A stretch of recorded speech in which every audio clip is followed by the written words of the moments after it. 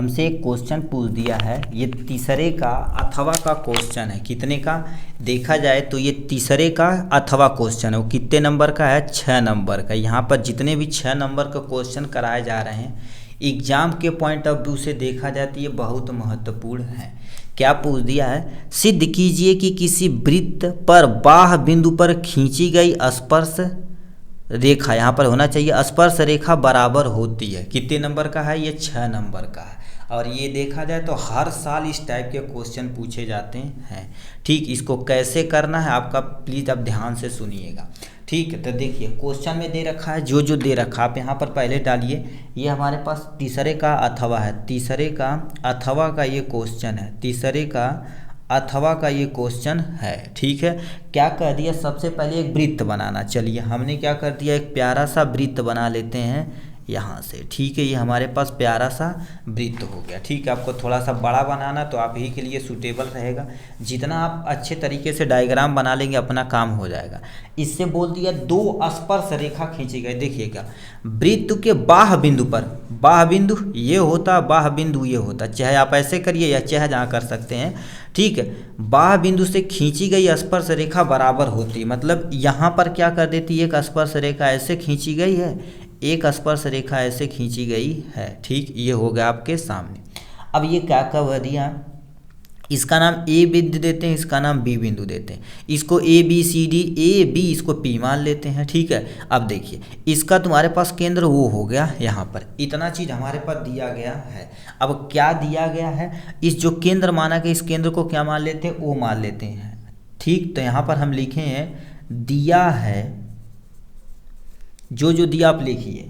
क्या लिखा? ओ केंद्र, ठीक है, ओ केंद्र वाले वृत्त, वाले वृत्त। ठीक है, ये तुम्हारे पास वाले वृत्त होगा जी।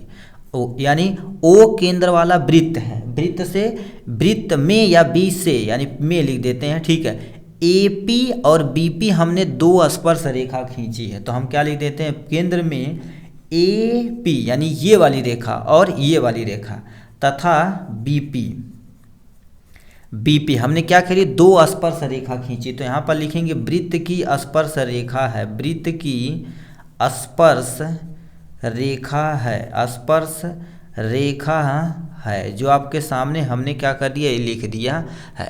तो 2 स्पर्श रेखा हमने आपको बता दिया। तो हमें सिद्ध क्या करना कि इसके बराबर ये होगा, मतलब ये वाला इसके बराबर होगा। तो हमें सिद्ध करना है।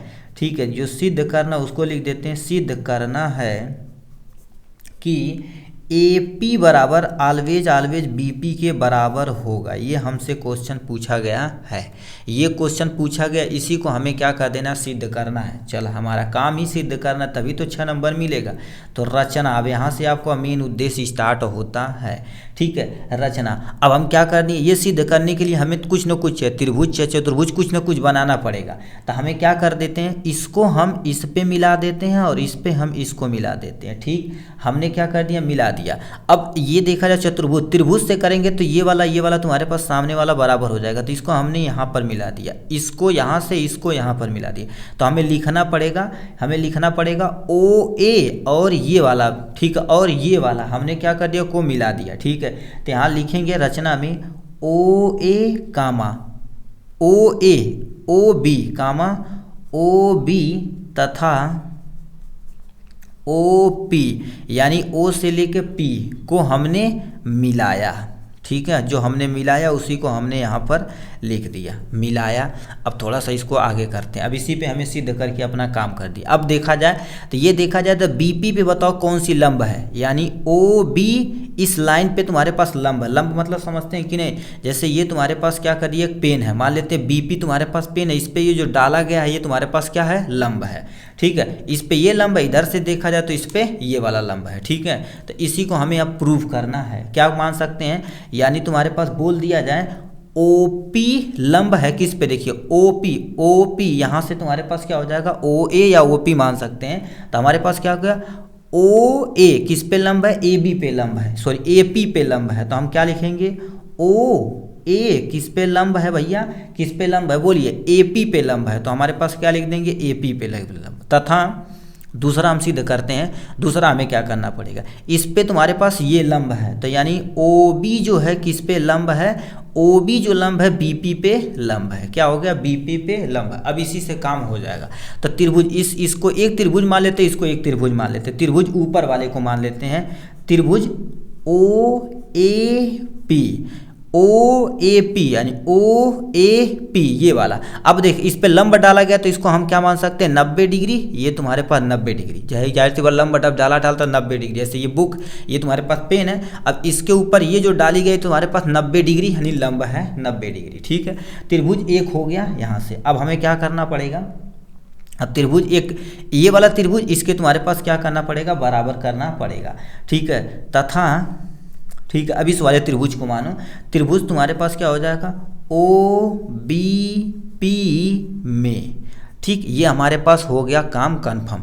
अब दोनों को हम किसी भी तरह से, चाहे हम त्रिज्या समान कर दें, चाहे तुम्हारे पास उभयनिष्ठ कोण कर दें, चाहे सर्वांग, चाहे कुछ भी करके हमें काम कर देना है।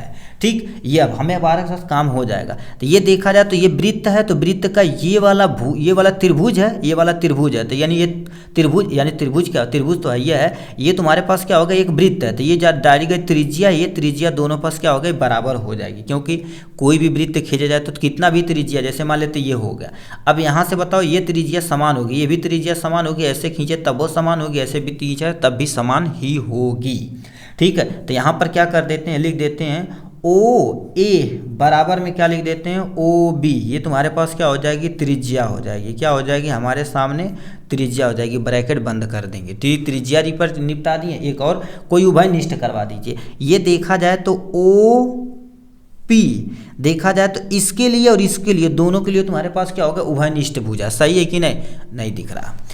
ये वाली जो त्रिभुज, ये वाली जो लाइन जा रही है, इस त्रिभुज के लिए ये तुम्हारे पास एक साइड हो जाएगी। इस त्रिभुज के लिए मतलब ये वाली जो लाइन है उभयनिष्ठ भुजा है। तो हम क्या पर यहाँ पर एक लाइन और लिख सकते हैं कि OP बराबर में तुम्हारे पास क्या हो जाएगा, OP उभयनिष्ठ है। क्या होगा, तुम्हारे पास उभयनिष्ठ है। ठीक है, उभयनिष्ठ है किसके लिए, दोनों त्रिभुज के लिए। क्यों ना हो जाएगी, दोनों त्रिभुज के लिए। ठीक है, दोनों त्रिभुज के लिए ये वाली जो लाइन है तुम्हारे पास उभयनिष्ठ है।